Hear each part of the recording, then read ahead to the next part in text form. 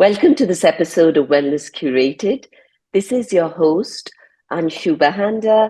And as you know, the aim of this podcast is to bring you tips, tools, techniques, approaches, ideas that will help you lead a healthier, happier, more hopeful life. Today, we're going to be discussing forever chemicals and their harmful effects on the environment with Stuart Khan. He's the director of the Australian Graduate School of Engineering, AGSE, and professor of civil and environmental engineering at the University of New South Wales, UNSW.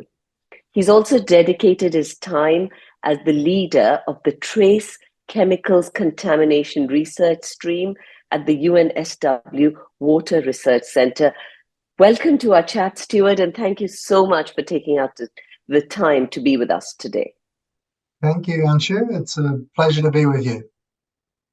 Thank you. So, Stuart, tell me a very basic question to you. Can you explain to us in layman's terms, what are PFAS or forever chemicals and why are they called forever? Yes.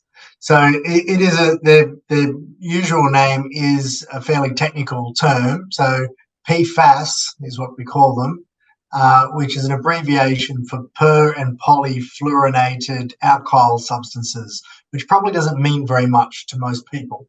So what they are is they're a very large group of chemicals, thousands of different chemicals. And if you think of many of the chemicals that we are familiar with, hydrocarbons, so things like oils and gasoline and cooking oil and many of the sort of natural products that we're familiar with, as well as many plastics. These things are made out of carbon and hydrogen. So it's a very common combination, carbon and hydrogen, to make hydrocarbons. That occurs naturally in the environment. What doesn't occur naturally is replacing a large number of the hydrogen atoms with fluorine atoms. So synthetic chemists have been very clever and able to produce these new chemicals that are carbon and fluorine instead of carbon and hydrogen. That they don't occur in the environment, but we've identified that there are useful applications of those chemicals, and that's why we've been manufacturing them since the 1940s. And the reason that they're called forever chemicals is because they really don't break down in the environment. They will last centuries or longer when we discharge them to the oceans or to landfill or wherever our waste might end up. Now, the philosophy that a few of us have grown up with, I grew up in India, and the philosophy I grew up with was that we were meant to live on this planet and tread gently and not leave as minimal a trace of our existence. From what you're telling me, forever chemicals are completely different. It's exactly the opposite of this philosophy. Is that right? Yes, we really have not respected that philosophy at all. When we began manufacturing forever chemicals in the 1940s, we were looking at the useful properties of those chemicals, and there are some very useful properties of those chemicals, and we were not paying appropriate attention to what would happen at the end of life of the products that we were manufacturing. Where would these chemicals end up? It really doesn't seem to have been the subject of significant research or significant attention to even ask that question. What will be the long-term fate of these chemicals? And does it matter? So yes, we were not treading lightly, and we were not thinking about treading lightly. And we've really messed up in that sense, because we've now manufactured a large number of chemicals that have contaminated widespread around the world, that we really don't know how to fix that. We really don't know what to do about it. And it's a problem that is going to require a lot more research and investment before it's properly solved. So, Stuart, just to make this more tangible for our listeners, can you shed some light on what are the everyday products, the common household products that might contain them, and why has it reached this stage where it's in people's houses? Yeah. So one of the main properties of these chemicals, which made them very attractive for use, is that they repel water and they repel stains. So you might remember a product called Scotchgard, which was promoted to spray on your clothes and on your upholstery, on the lounge and everything, because it would protect it from stains, red wine or gravy or whatever stains might come along. And it's very good at doing that. It repels those chemicals, and so therefore they wash out of the material very well when it's been treated with Scotchgard.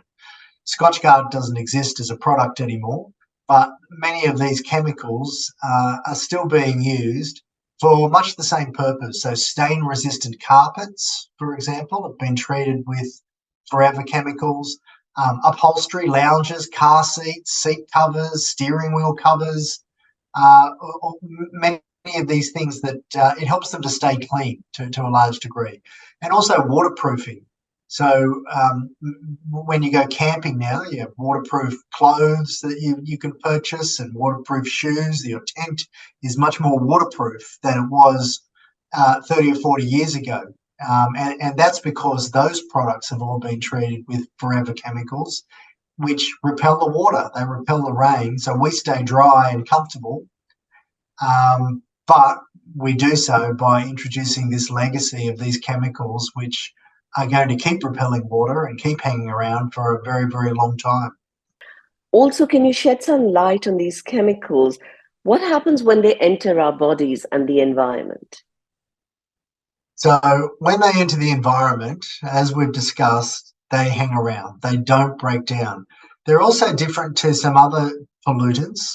Often when we think of some of the conventional pollutants like DDT and other pesticides, they tend to stick to soil, so they stay in one place. There's a contaminated site.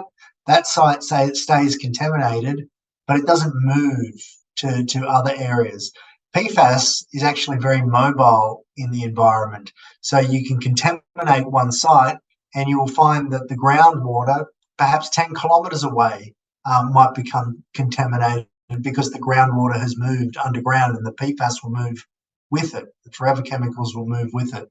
So in the environment, it behaves in a much more difficult way than other chemicals.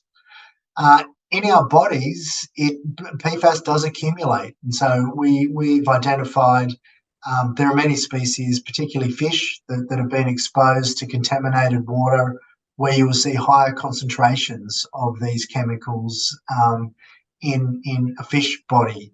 Usually it's the upper predators in the food chain that accumulate toxic chemicals, because the small animals accumulate small amounts of these chemicals, and then as you go up the food chain, it's the top predators, the apex predators, that are eating all of the smaller animals, and so they're getting the extra accumulation along the way. So we see it in things like crocodiles and alligators and snakes, things that eat other species. We tend to see higher concentrations of lots of chemical contaminants, including PFAS. So, if you see it on predators that eat other species, what about humans? And what is the implications of this on human health and the environment? So we do know that practically all of us, all 8 billion of us, just about, have been exposed to PFAS. In most developed countries and developing countries, if you do a survey of some of these chemicals in people's blood, it's usually well above 90% of people will have detectable levels, and sometimes it's practically 100%. So we've all been exposed because we're all coming into contact with some of those consumer goods that I described. PFAS is also used a lot in food packaging, especially grease-resistant food packaging, takeaway boxes, the shiny ones that are able to get wet and they don't fall apart. So again, very useful properties. But many of these actually do contain perfluorinated forever chemicals. So there are very few of us who have not been exposed. It is one of those chemicals that can be passed through mother's milk to babies. So even very young infants, even in utero, we know that babies and the blood that they share with their mother can contain, and often usually does contain, a measurable trace concentration of these chemicals. And so we've all been exposed.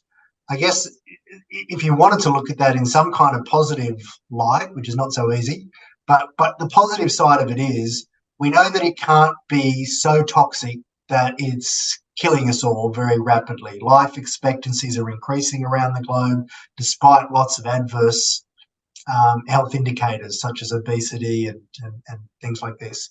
So we know there's lots of suspicion around the toxicity, the particular health effects that PFAS might uh, cause to people, but there's not a lot of evidence at the moment. And so we're struggling to really join the dots about some of the evidence that we see and some of the concerns that we have around how toxic these chemicals might be.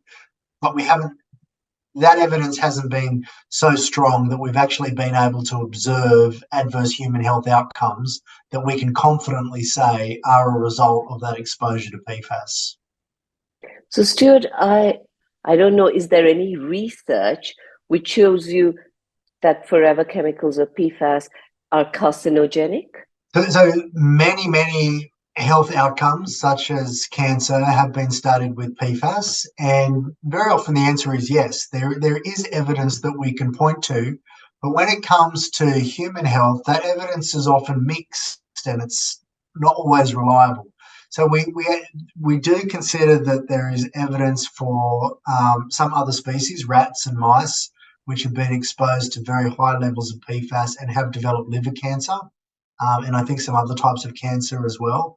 And often that's a good indication that these same chemicals might cause cancer in humans, but it's not usually considered enough evidence on its own. So normally we would be looking for additional evidence, a plausible mechanism for how that cancer is caused, before most agencies would consider that a likely carcinogen for humans. So yes, it's suspected. There's good reason to be concerned that it might cause cancer, but the jury's still not quite in on whether it really does in people or not. Okay. And what about the long-term impact on ecosystem and on wildlife? Do we know that? Because it's not that long that we discovered forever chemicals. Right. We've only been manufacturing them since the 1940s. They've been in high use since the 1950s or 60s. So yeah, maybe come back and ask me that question in another 40 years' time. There's probably a lot that we haven't found out yet, and we haven't had the opportunity to find out about potentially really long-term, possibly intergenerational impacts as a consequence of PFAS exposure. It's one of the real difficulties of these chemicals is that there's so much that's unknown. And when it comes to long-term risks and long-term exposure, to some degree, we really need that long-term to pass before we really have a good understanding of what has occurred. What about medium term? What do we know about the medium term impact? So there are all sorts of effects that we've seen in controlled studies in laboratories. We've spoken about cancer, we've seen low birth weights, there are many adverse health outcomes. The one that's probably causing the most concern to regulatory agencies and is really driving what we consider to be the safe levels of exposure continually downward is concern around immune response. So people who have high levels of forever chemicals in their blood, there seems to be an association that they don't produce antibodies as well as people with less high levels in their blood. And so that means that when we have a vaccine, we get immunized against something, the flu or whatever it might be, there's concern that the vaccine will be less effective as a consequence of the PFAS that's in our bodies. We don't really understand why. There aren't good theories that sort of join the dots for why that should be, but there does seem to be some circumstantial evidence, some association between higher PFAS exposure and reduced immunity following immunisation. Right. So what you're saying to me, there is some research that it stops vaccinations from working to their full Makes effect. them less effective. Makes them less effective. Okay. And so it increases your risk of dying as a consequence of an illness that you might otherwise have been vaccinated against. Okay. And is there a certain area where the concentration is more? Yes, we do see higher concentrations in urban areas, often, particularly in areas where these chemicals may have been manufactured. There are certain countries that have had big manufacturing facilities for these chemicals. I live in Australia, and we don't manufacture it in Australia, but PFAS is still everywhere. So it's not just the manufacture, it's the distribution of all of the consumer products that we use, and then they end up in landfill. So landfill sites are hotspots for PFAS. Landfill leachate that might be released from the landfill very often contains high concentrations of PFAS.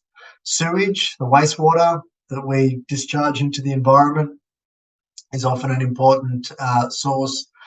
There are a group of these chemicals that have been used for putting out fuel fires. They're very effective for smothering a fuel fire. So if a tank of petrol is on fire, you don't spray water on it. You spray these particular PFAS chemicals on it, and they smother the fire.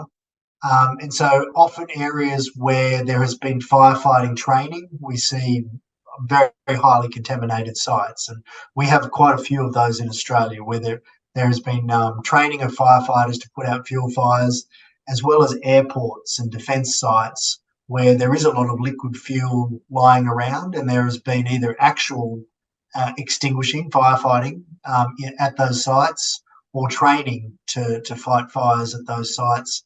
Very often the firefighting foams have been very poorly managed. They put out the fire, they end up on the ground, nobody does anything more about them. They soak into the ground and they contaminate the groundwater.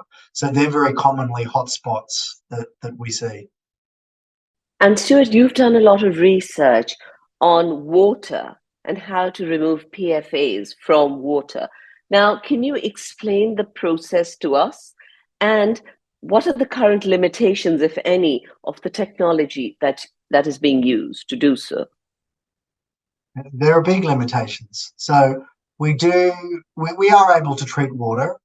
There are various treatment processes that we can use if we have a contaminated water supply and we want to produce very clean water from that.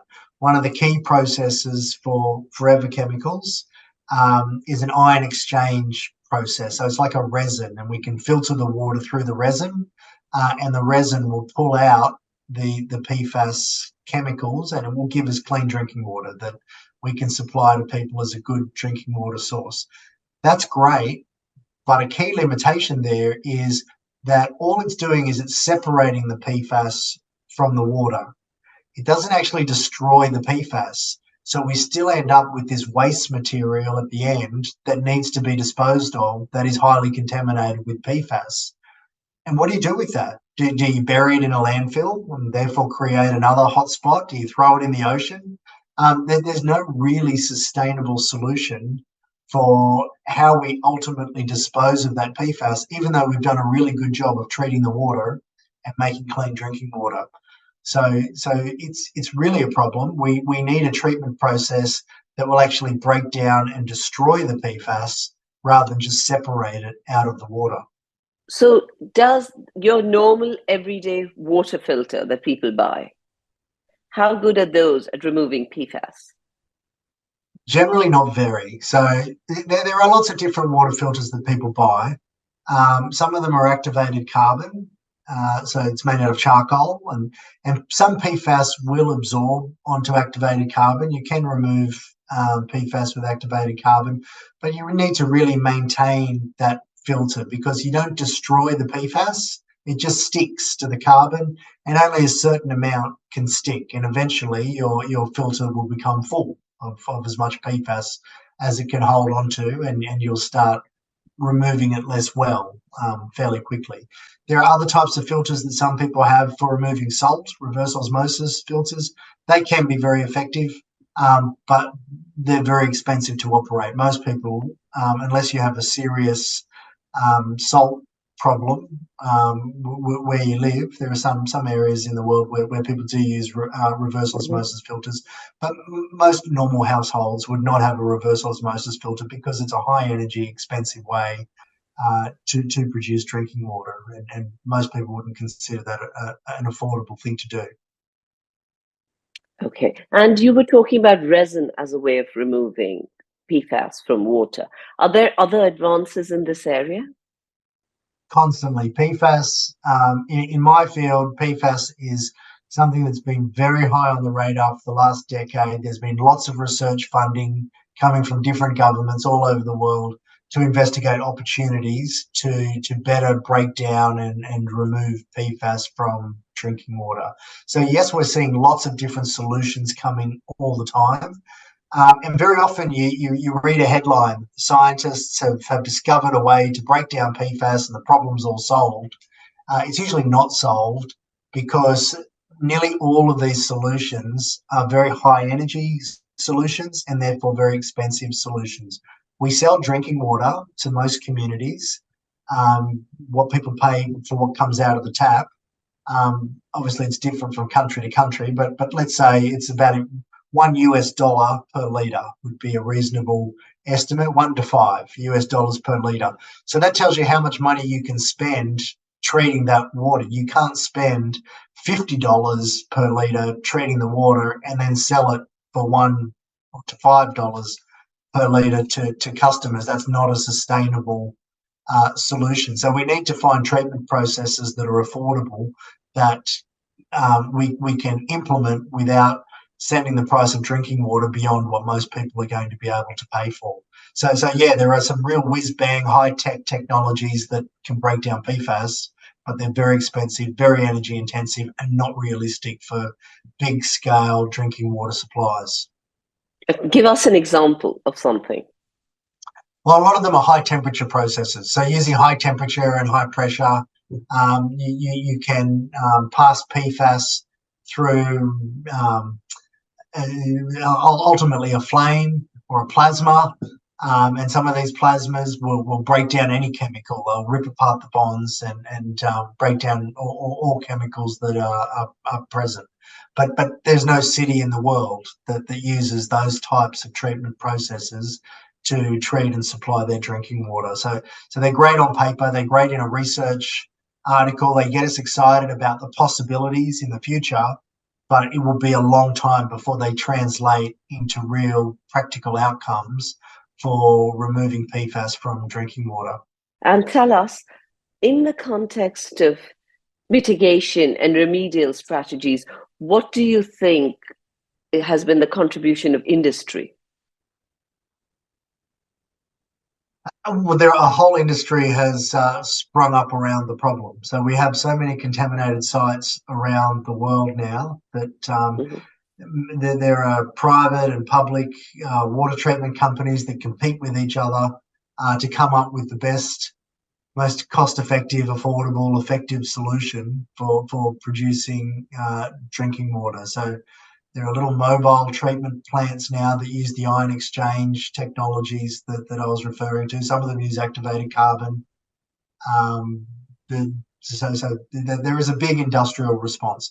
But to me, that response is addressing the symptoms rather than the cause. You know, we're polluting the environment, and then we're seeing if we can clean up the water before people drink it, whereas we really need to go back a few steps in that process and implement solutions that don't lead to the pollution in the first place. And for that, there's a big role for chemists. We need people to design better chemicals that will do some of the things that we've wanted PFAS to do and we've designed PFAS to do, but won't have the negative consequences of being so resilient in the environment that they will last for centuries, and B, the toxicological concerns, the concerns about the potential impacts to human health and the health of other environmental organisms. So there is a whole field now that's called green chemistry, and green chemistry is all about trying to manufacture better products so that we can avoid these types of impacts and not have to invest all of our time and energy in cleaning up after ourselves. And in terms of policy and governments, what are they doing about PFAS, and secondly, about developing new products like you talked about grain chemistry? And are they doing enough, you think? Well, it's certainly taken a long time. It's taken a long time for us to become focused on this issue, about 50 years too late, certainly. Governments are very focused on PFAS now because it causes lots of governments a lot of headaches, because we're seeing a lot of concern around the public health implications of some of the contaminated sites, which governments don't have the evidence to be able to say that PFAS is not causing. So it's it's a difficult situation. Governments run defence sites, and defence sites are some of the most contaminated sites that we know of. So in many countries over the last 10 years in particular, governments have become quite active in trying to ban some uses of PFAS, starting to develop environmental management strategies for PFAS. PFAS was actually, 2 PFAS chemicals were added to the Stockholm Convention on persistent organic pollutants a few years ago. And so there is effectively an international convention or treaty that requires the countries that have signed the Stockholm Convention to implement remediation and control plans for how they will keep PFAS out of the environment and how they will protect people in the environment from these chemicals. It wasn't there at the start when the Stockholm Convention was originally ratified, and certainly when Australia signed on, the PFAS chemicals were not there. So we don't actually have an international obligation yet because we haven't ratified that addition.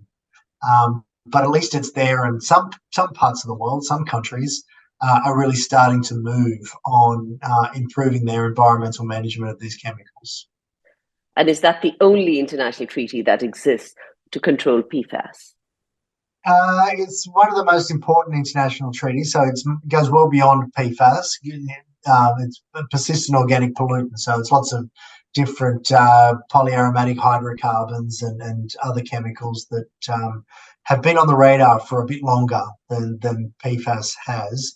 So yes, that will be an important convention, especially as more and more countries actually ratify that addition, the addition of PFAS coming into the list of chemicals. But no, there are other international treaties that particularly require labelling and information on imports. So chemicals, so consumer products that are being imported from one country to another. For countries that have ratified these conventions, there are requirements to be transparent and to report what's actually present. Because in many cases, we don't actually know. There are consumer products that are being exported all around the world, but you don't actually know every single chemical that they've been treated with. And so you don't know how much PFAS you're importing and being exposed to as a consequence. That's really frightening. The fact that we're still not clear about where it's contained, what the long-term side effects are, what it's doing to us. That's just really, really frightening. But Stuart, I was looking at your Twitter feed, and that reads, Dad, Director of Australian Graduate School for Engineering, and then, all your wonderful jobs. Now, as parents, that's something really scary for those of us who are parents. What are we leaving behind for the next generation? And also as a society, how do we need to change our consumption habits so that there's less PFAS included in what we consume? And as consumers, can we demand more transparency? Yeah, so some really good questions there, and you're right that we mentioned it before when you said what are the long-term implications of PFAS, and I said ask me in 40 years. I probably won't be around in 40 years, but my son will be, and maybe his children will be, and that whole You generation might be will be. around with longevity and all that, I might be, with yeah, medicine. So, I might just make another 40 years. Um, but but it's you're right. I mean, we do need to be thinking about the world that we're leaving behind for future generations, and we need to do a bit better job of that than the last few generations have done when it comes to chemical pollution on the planet. So actually, I hope that my son's generation will take up that huge responsibility, given the legacy that we've left them. But I hope that they will be carrying on the research, carrying on the attention to the problem, and hopefully solving some of these problems so that they become more temporary than they seem at the moment. They don't seem very temporary. We call them forever chemicals. Hopefully that might change in the future with better understanding. In terms of how people might be able to minimise their own exposure and protect their families from some of these chemicals, one thing is to simply look at the ingredients of consumer products that we buy, and particularly anything that might be promoted as being water resistant or stain resistant. Look for the words fluoro or polyfluoro or perfluoro. That's usually a very good indication that some of these forever chemicals might have been used in the manufacture of those goods. And then there are some that are just very well known to contain these chemicals. Microwave popcorn bags are famous for having very high concentrations of these contaminants, but lots of food packaging, lots of things that are going to contain something that might be greasy or wet, that otherwise cardboard wouldn't survive very well. Treating these things with perfluorinated chemicals makes a much more robust container. So avoiding those types of containers is not very easy, I know. Non-stick fry pans, the Teflon type fry pans, I hate to tell people to avoid those because I love non-stick fry pans. They help us to use less oil and fat in our cooking. But they are a known source of perfluorinated chemicals. And so if somebody's actively concerned about trying to reduce their exposure, that's one way to do it. And Stuart, so this was in terms of things that we would buy. For our listeners, give us more ideas on how can they reduce their exposure in general. Because if it's there in the water, is it there in the air? If it's all around us, how does one prevent one or reduce our exposure to it? Ultimately, we're never going to be able to reduce it completely because, yes, it is. In many places, we can measure PFAS in water and you can measure PFAS in air. There was a couple of papers recently very famously showed that you can measure very low concentrations, but detectable concentrations in Antarctica. You can also measure PFAS on the Tibetan plateau. So right up in the Himalayas, some of the most remote places on Earth, you can measure these chemicals. They get distributed by rain. They're soluble in water. They're taken up in evaporated moisture. The rain clouds move around the Earth, and it literally rains PFAS on most of Whoa. our cities. So you can't actually avoid these substances completely without isolating yourself in a cling film bubble.